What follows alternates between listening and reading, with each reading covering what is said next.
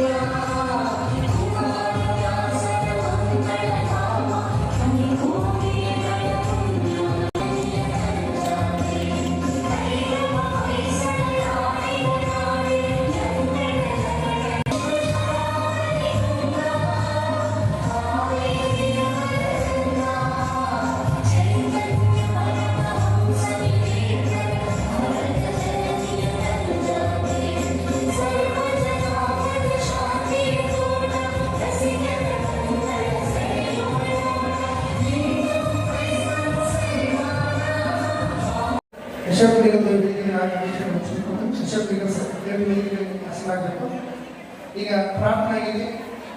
ಕಳಬೇಡ ಕಳಬೇಡ ವಿಷಯಗಳು ಬೇಡ.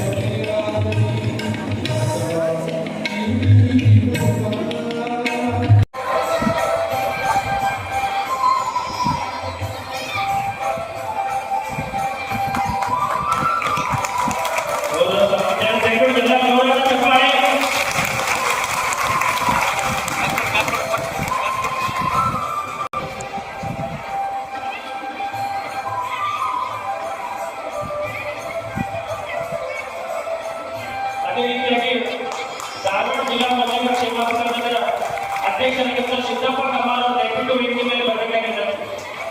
ಧಾರವಾಡ ಜಿಲ್ಲಾ ಮಹಿಳಾ ಸೇವಾಧಿಕಾರಿ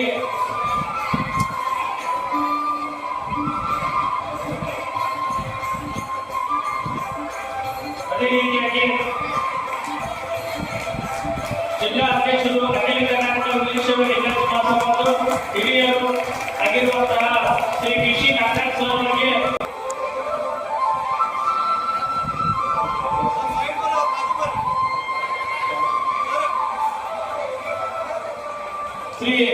ಸಿದ್ದರಾಮ್ ಮಾತಂಕರ್ ಸರ್, ಅಧ್ಯಕ್ಷರು ಮೋಚಿಗಾಂವ್ ಸಮಾಜ ಸೇವಾ ಸಂಘ ಮುಂಬೈ, ಇವರಿಗೆ ಡಾಕ್ಟರ್ ಸಿದ್ದು ಕಲ್ಲೂರು, ಚಿದಾನಂದಗೌಡ, ನಿವೃತ್ತ ಕಾರ್ಯನಿರ್ವಾಹಕ ಅಭಿಯಂತರ ವಿಜಯಪುರ, ಇವರಿಗೆ ಶ್ರೀ ಗೌರವ ಸಮರ್ಪಣೆಯಾಗಿ ಮಡಿಕೇರಿಯನ್ನು ಮಾಡಿಕೊಡ್ಬೇಕು. ಶ್ರೀ ಅಭಿಷೇಕ್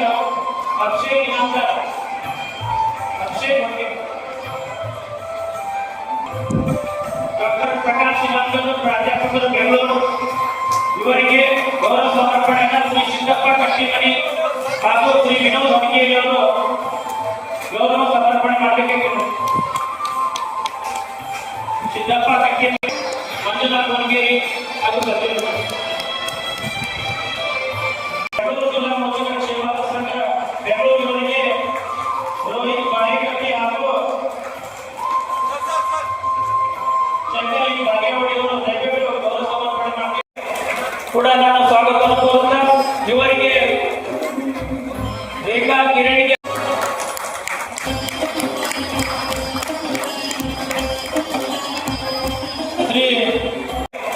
ಕೂಡ ನಾನು ಸ್ವಾಗತವನ್ನು ಕೋರುತ್ತಾ ಇವರಿಗೆ ರೇಖಾ ಕಿರಣಿಗೆ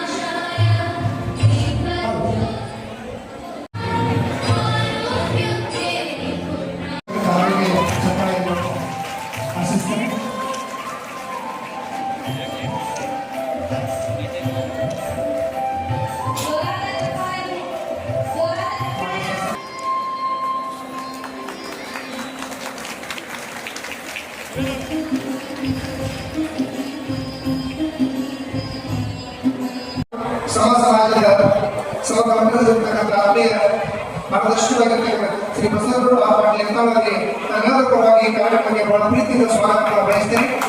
ಅವರಿಗೆ ಸಿದ್ದಪ್ಪ ಮಾಡಿಕೊಂಡು ಜಗದೀಶ್ ಇರ್ಬೋದು ಗೌರವ ಸಮರ್ಪಣೆ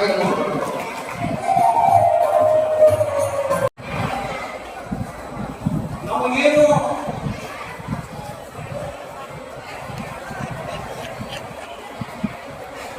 ಮೀಸಲಾತಿ ಕೊಡ್ತಾರಲ್ಲ ಆ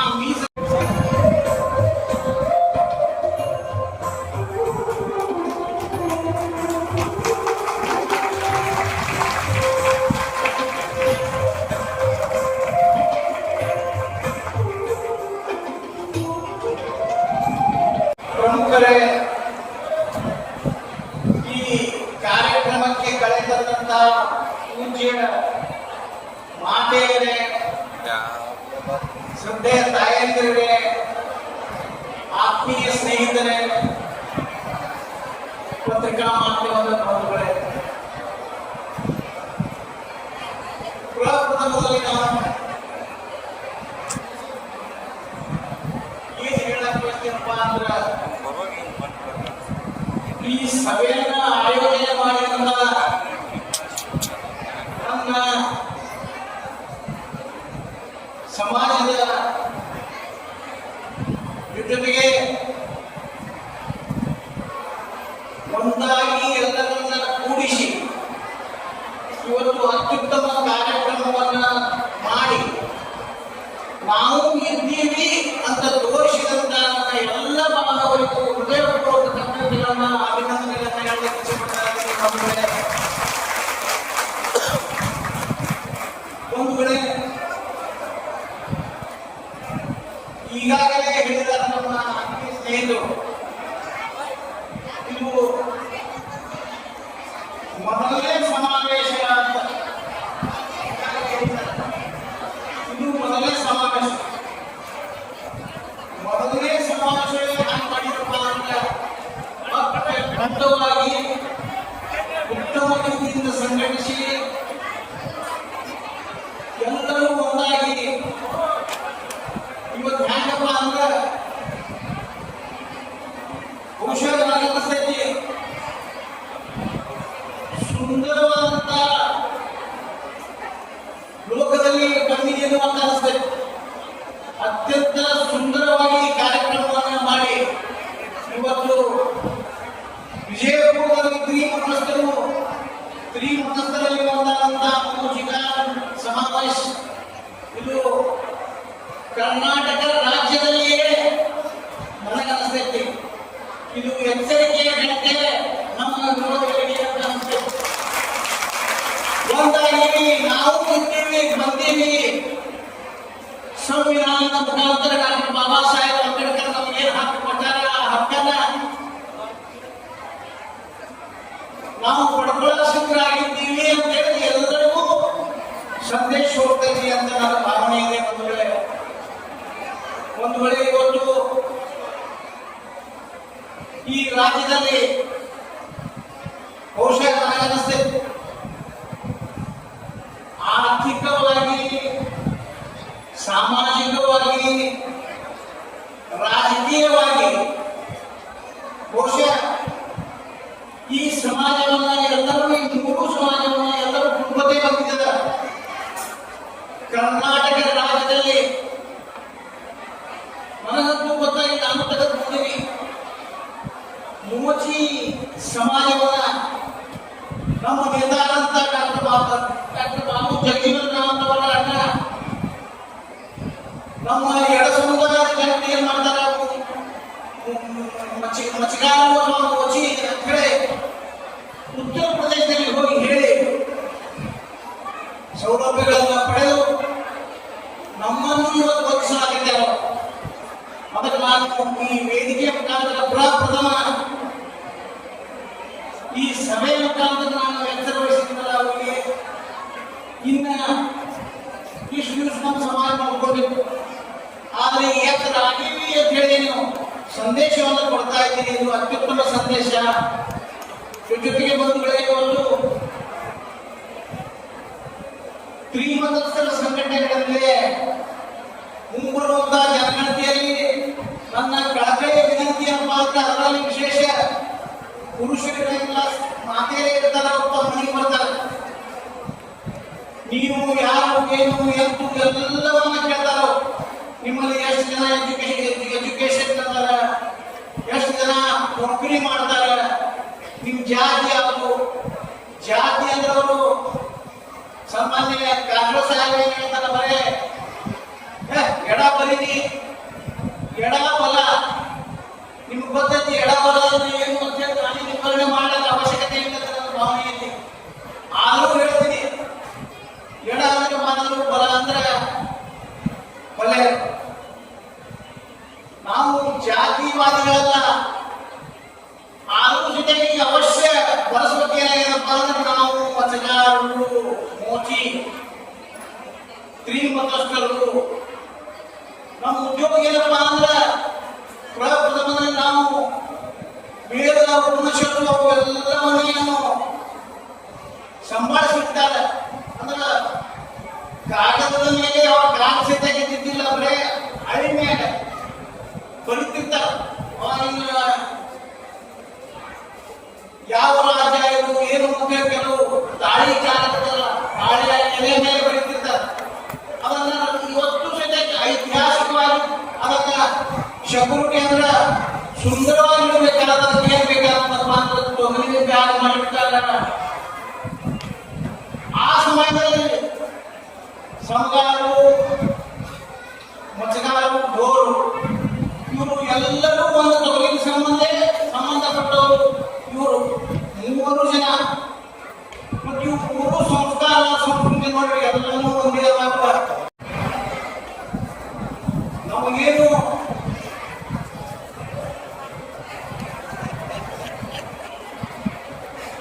ಮೀಸಲಾತಿ ಕೊಡ್ತಾರಲ್ಲ, ಆ ನಮ್ಮ ಶಾಸಕರಾದಂಥ ವಿಠಲ್ ಕಟ್ಟಕೊಂಡವರು ಮತ್ತು ಬಿಡಿಕರ್ ಮೀಸಲಾತಿ, ಒಳ ಮೀಸಲಾತಿ. ಈ ಒಳ ಮೀಸಲಾತಿಯಿಂದ ನಮ್ಮ ಸಮಾಜಕ್ಕೆ ಎಷ್ಟು ಅನ್ಯಾಯ ಆಗ್ತಾ ಇದೆ,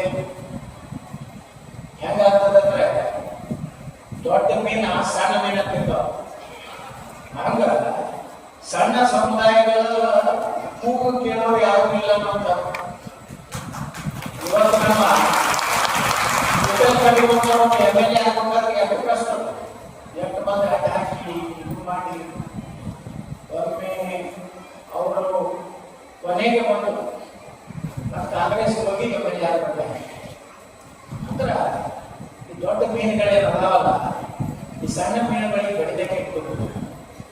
ಇದು ಎಲ್ಲ ಸಮಾಜದಲ್ಲಿರುವಂತಹ ದೊಡ್ಡ ಒಂದು ಸಂಕಟ ಏನಂದ್ರೆ ಆ ಸಮುದಾಯಕ್ಕೆ ಸಾಮಾಜಿಕ ನ್ಯಾಯ ಮಾಡಿ ಡಾಕ್ಟರ್ ಬಾಬಾ ಸಾಹೇಬ್ ಅಂಬೇಡ್ಕರ್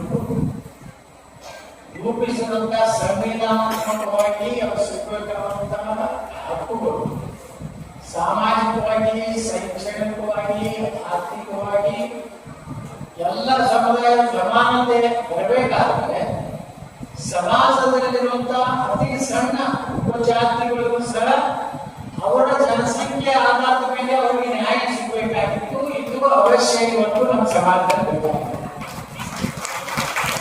ಇವತ್ತು 3 ಸಮಾಜಗಳ ಬೇಡಿಕೆ ಏನಲ್ವಾ, ನಮ್ಮ ಪ್ರತ್ಯೇಕ 2% ಕಟ್ಬಿಟ್ರಲ್ವಾ, ನಮ್ಮ ಹತ್ರಗೆ ಖುಷಿ ಆಗುತ್ತೆ, ಏನೇ ಮಾಡ್ಬೋದು. ನೀವು ಹೊಸ ಒಂದು ಎಲೆಕ್ಟರ್ ಆಯ್ಕೆ ಕೊಟ್ಟುಬಿಟ್ರೆ ನಮಗೆ ಸಿಗುತ್ತಿಲ್ಲ. ಮತ್ತೆ ದೊಡ್ಡವರೇ ತಗೋತಾರ. MLA ಕುಟುಂಬ ಆಗಬೇಕು, ಜಡ್ಪಿನೋ ಆಗಬೇಕು, ತಾಲೂಕ್ ಪಂಚಾಯತ್ ಆಗಬೇಕು, KPS ಮೆಂಬರ್ ಆಗಬೇಕು, ಎಲ್ಲ ಆದ್ಮೇಲೆ ಅದೇ ಮಾಡ್ತಾರ. ಆಗೋಂಬಲ್ಲಿನೂ ಸಹ ಎಡ ಸಮಾಜ ಇದಪ್ಪ ಲೆಕ್ಕದಾಗ ಅಲ್ಲಿನೂ ಬಲ ಮಾಡಿಬಿಟ್ಟು ಅವ್ರಿಗೂ ಮಾಡಿಕೊಂಡು ನಿಮ್ಮಲ್ಲಿ ಯಾರು ಇಲ್ಲ ಅನ್ನೋದು. ಆದಾಗ ಒಂದು ಸಣ್ಣ ಸಮಾಜಗಳು ಇವತ್ತು ನಮ್ಮ 3 ಸಮಾಜಗಳು, ಒಂದು ಸಂಘ ಸಮಾಜ, ನಮ್ಮ ಅಧಿಕಾರ ಸಮಾಜ, ಗೌರವ ಸಮಾಜ, ನೀವೆಲ್ಲ ಒಂದಾಗಿ ಮೊದಲು ನೀವೆಲ್ಲ ಗಟ್ಟಿಯಾಗಿ ಒಗ್ಗಟ್ಟಾಗಿ ಮೊದಲ 1% ಆಗಲಿ 2% ಏನು ಜನತೆ ಮೊದಲು ಜಗಳ ಏನೋ ಕೊಡೋದು. ಜಗಳ ಹಚ್ತಾರೆ, ನಿಮ್ಮ ಗ್ಯಾರಂಟಿ ಜಗಳ ಶಾಲೆಯಾದಾಗ ರಾಜಕಾರಣ ಕೂಡಲೇ ನೋಡುವಂತಂದ್ರೆ ಒಂದು ವ್ಯವಸ್ಥಿತವಾಗಿ ಎಲ್ಲ ರಾಜಕೀಯ ಪಕ್ಷಗಳು ಅವ್ರು ಅಲ್ಲಿ ಒಂದು ಮಾತಾಡ್ತಿದ್ದಾರೆ, ಇಲ್ಲಿ ಒಂದು ಮಾತಾಡ್ತಿದ್ದಾರೆ. ಅವರು ಮಾತಾಡಿಕೊಂಡು ಸಣ್ಣ ಸಮಾಜಗಳಿಗೆ ಇವತ್ತು ನ್ಯಾಯ ಸಿಗೋದ ರೀತಿಯಲ್ಲಿ ಆಗುವಂತ ಕಾಲದಲ್ಲಿ ಇವತ್ತೇನು ಬಿಡಿಗಳು ಬಹಳ ಚೆನ್ನಾಗಿ ವಿಶ್ಲೇಷಣೆ ಮಾಡಿದರು. ಈ ವಿಶ್ಲೇಷಣೆ ಇಡೀ ರಾಜ್ಯದಲ್ಲಿ 3 ತ್ರಿಮತಸ್ಥ ಸಮಾಜಗಳಿದ್ದಾವೆ. ನೀವೆಲ್ಲ ಒಗ್ಗಟ್ಟೆ ನಾಳೆ ಬೆಂಗಳೂರಿನಲ್ಲಿ ನಾಳೆ ಪ್ರಾರಂಭ ಆದಾಗ ಇಷ್ಟೇ ಹೇಳಿದಾಗ ಮುಖ್ಯಮಂತ್ರಿಗಳಿಗೆ ಒಳ ಮೀಸಲಾತಿ ಕೊಡಬೇಕಿದೆಯಲ್ಲ, ಒಳ ಮೀಸಲಾತಿ ಒಳಗೂ ಒಳ ಮೀಸಲಾತಿ ನಮ್ಗೆ ಯಾಕೆ ಕೊಡ್ಬೇಕು ಅನ್ನೋದೇ ಕನ್ವಿನ್ಸ್ ಮಾಡ್ಬೇಕು. ಇಲ್ಲಾಂದ್ರೆ ಏನ್ ಮಾಡ್ತಾರೆ, ನಿಮ್ಮೆಲ್ಲರ ಹೆಸರು ತಗೋತಾರೆ, ಅವನ್ನೆಲ್ಲ ಮೀಸಲಾತಿ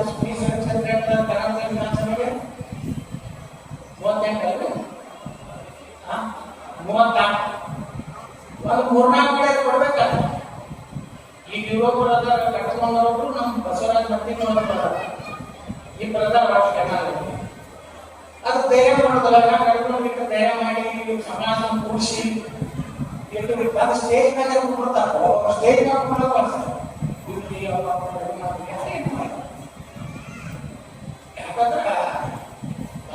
ಅಂಬೇಡ್ಕರ್ ಬಂದಿದ್ದು ಎಲ್ಲರಿಗೂ ಒಂದೇ ಹೋಗಿ ಯಾಕೆ ಆಟ ಬಿಡಲಾಗ ಹೇಳ್ತಿರ್ಬೇಕಲ್ಲ. ಇವಾಗ ನಿಮ್ಮ ಬಹಳ ಮೈನಾರಿಟಿಗಳಿಗೆ ಬಹಳ ನಾಯಕರು ಕಮ್ಯುನಿಟಿ ನಿಮ್ಗೆ ಗೆದ್ದ ಹೋಗುತ್ತೆ ಅನ್ಕೊಳ್ತೇನೆ. ಎಲ್ಲ ಇದು ಸಭೆಗೆ ಓಟ್ ಕೊಡೋದಕ್ಕೆ ಒಂದು ದೊಡ್ಡ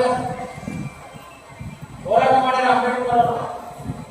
ನಾವೆಲ್ಲ ಅದಕ್ಕೆ ಕೇಳೋದು 12 ವರ್ಷ ಆಗ್ತಾವ. ದಲಿತರಿಗೆ ಯೋಜನೆ ಮಾಡೋದು ಗಾಂಧಿ ಹೇಳಿದ. ಇದು ಬಹಳ ದೊಡ್ಡ ಚರ್ಚೆ ಆಗಿತ್ತು ದೇಶದ. ಗಾಂಧಿ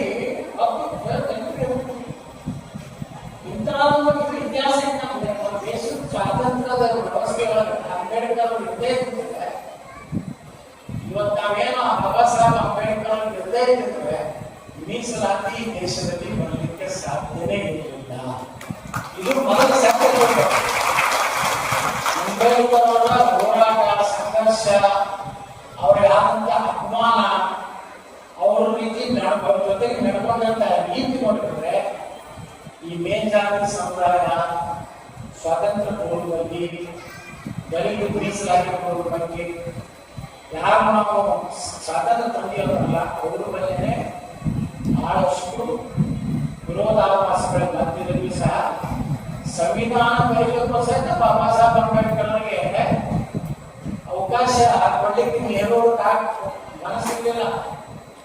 ಯಾವೊಬ್ಬ ವಿದೇಶದ ಸಂವಿಧಾನ ಬರೆಯಲಿಕ್ಕೆ ಅವರ ಹೆಸರು ಸೂಚನೆ ಮಾಡಿದಾಗ ವಲ್ಲಭಭಾಯ್ ಪಟೇಲ್ ಅವ್ರು ಹೇಳ್ತಾರ ಅಂಬೇಡ್ಕರ್ ಇಷ್ಟೆಲ್ಲ ಶಿಕ್ಷಣ ಕೊಡ್ಕೊಂಡು ನಮ್ಮಲ್ಲಿ ಶಿಕ್ಷಣದಲ್ಲಿ ಸಾಕಷ್ಟು ಅಧ್ಯಯನ ಮಾಡೋದನ್ನ ನಾವು ಸಂವಿಧಾನ ಬರೆಯುವಂತ ಅಧ್ಯಕ್ಷ ಮಾಡಿದ್ದೇವೆ. ಬಟ್ ನಾವು ಬಂದಾಗ ಅಂಬೇಡ್ಕರ್ನ ಸಂವಿಧಾನದ ಕಮಿಟಿ ಚೇರ್ಮನ್ ಆಗ್ತಾರೆ.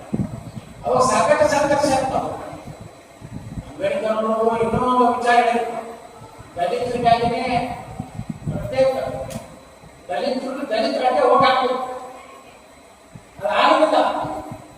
ಯಾಕಂದ್ರೆ ಅಂಬೇಡ್ಕರ್ ಆ ವಾದ ಮಾಡಿದ್ರಪ್ಪ ಅಂದ್ರೆ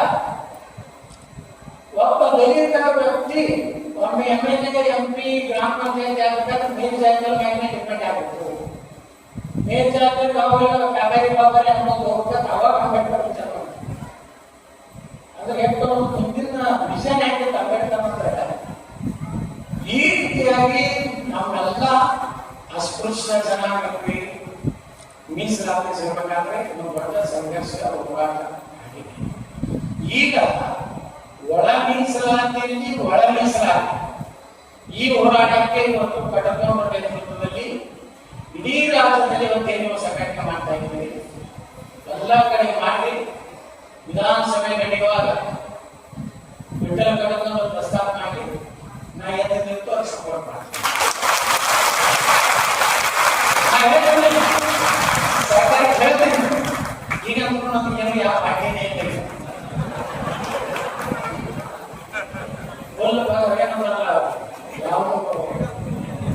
ಯಾವ ಪಾರ್ಟಿಗೆ ಸಂಬಂಧ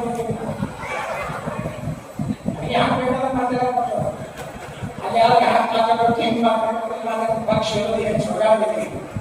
ಪಕ್ಷ ಇರೋದಕ್ಕೆ ಹಾಗಾಗಿ ನನಗೆ ಯಾವುದೇ ಹ್ಯಾಂಗ್ ಕಾಣಿಸ್ತದೆ ಮಾತಾಡ್ಕೊಡ್ತೀನಿ. ಹೌದು ಕಟಕದೊಳಗ ಯಾರಂತ ಪ್ರಸ್ತಾವ ಸತ್ಯ ಐತಿ. ಅವ್ರಿಗೆ 2%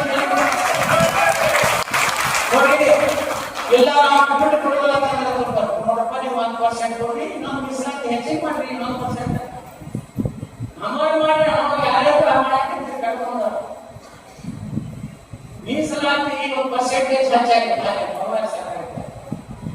ಆಯ್ತಲ್ಲ, ಬಡ ಮೀಸಲಾತಿ ಸರಿಯಾಗಿ ಅದನ್ನ ಹೇಳುದಾಗಲಿಲ್ಲ. ನಮ್ಮ ಮಂದಿ ಹೇಳೋದಾಗಿದೆ ಎಲ್ಲರೂ ಹೇಳೋದಾಗ್ಬಿಟ್ರು. ಕಾರಣಂತ ಸರಿಯಾಗಿ ಒಳ ಮೀಸಲಾತಿ ನೋಡಿ. ಇದು 3 ಸಮಾಜದ್ದು ಏನು ಮೀಸಲಾತಿ ನಿಮ್ಗೆ ಬೇಕಾಗ್ತಿರಲ್ಲ. ಅದರೊಳಗ ಒಬ್ಬನ MLA ಆಗ್ತಾನ, ಒಬ್ಬನ MP ಆಗ್ತಾನ, KPSC ಸರ್ಕಾರಿ ನೌಕರಿ ಸಿಗ್ತದ, IAS ಆಗ್ಲಿಕ್ಕೆ ಸಾಧ್ಯ ಇದೆ, IPS ಆಗ್ಲಿಕ್ಕೆ ಸಾಧ್ಯ ಇದೆ. ಅಂದ್ರೆ ಸ್ಟ್ರಿಕ್ಟ್ಲಿ ಈ ಕಮ್ಯುನಿಟಿಗೆ ಸಂಬಂಧಪಟ್ಟವರೇ ಮೀಸಲಾತಿ ಅರ್ಹರಾಗ್ತಾರೆ. ಈಗ ವೇಗಾಗಿ ಕೊಟ್ರಂದ್ರ ದೊಡ್ಡವರೆಲ್ಲ ಹೊಡ್ಕೊಂಡು ಹೋಗ್ತಾರ. ಹೀಗಾಗಿ ಇದ್ರೊಳಗೆಲ್ಲ ಬಹಳಷ್ಟು ಬೇಡಿಕೆಗಳಿರ್ತಾರೆ. ಬಹಳಷ್ಟು ಶ್ರೀಮಂತಸ್ಥ ಇನ್ನೊಂದು ಸಂಘಟನೆ ಮಾಡಲ್ಲ. ಶಿಕ್ಷಣದಲ್ಲಿ 3 ಸಮಾಜದ ಕೂಡಿ ಶಿಕ್ಷಣ ಸಂಸ್ಥೆ, 3 ಸಮಾಜ ಕೂಡಿ ಒಂದೇ ಜಗತ್ತು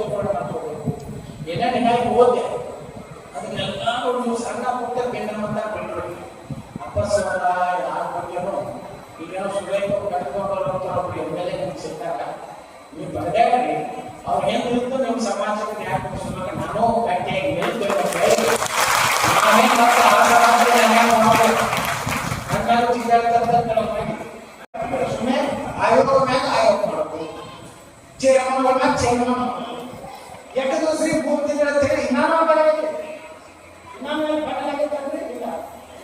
ಅದಕ್ಕೆ ಅದು ಮಾತಾಡಿದಕ್ಕೆ ನಾಳೆ ರಾತ್ರಿ ಕೆಲವು ಪಾಪ ಅದು ಸಪೋರ್ಟ್ ಇದ್ದಾಗ ಫೋನ್ ಮಾಡೋದು ಅವ್ರಿಗೂ ನರೇಂದ್ರ ಸ್ವಾಮಿಗೆ ಬಾಯಿ ಬಂದಾಗ ಮಾತಾಡೋದು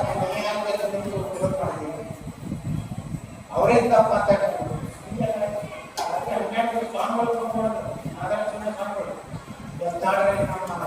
ಎಲ್ಲ ಏನು ಈ ಸಲ ಈ ಸಲ